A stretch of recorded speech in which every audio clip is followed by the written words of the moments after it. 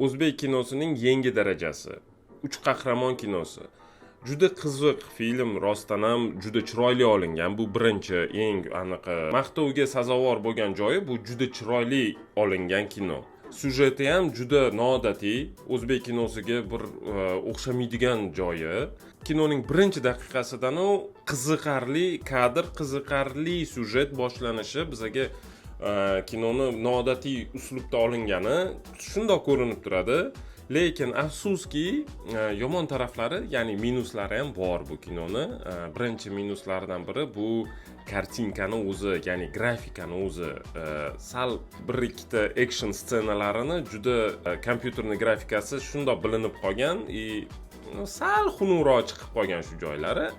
Sujet masalasiga kelsak, bitta ikkita savollari ochuv qolib ketdi. Ya'ni militsiya tarafdan kimdir sotqin edi. O'sha sotqinni baribir ko'rsatishmadi bizaga, bilmayman nimaga.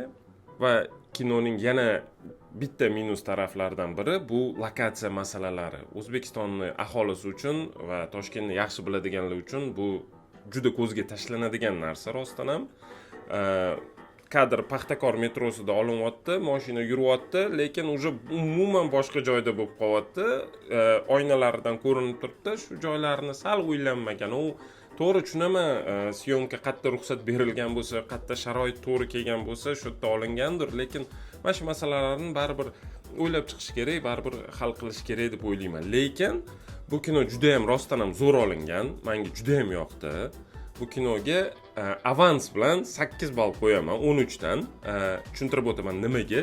Flashga 7 qo'yib turib, bunga 8 qo'yish sal noto'g'rimi ekan desanglar, yo'q, bu o'zbek kinosi uchun avans beriladigan baho, chunki o'zbek kinosiga xos bo'lmagan kino olingan bu yerda.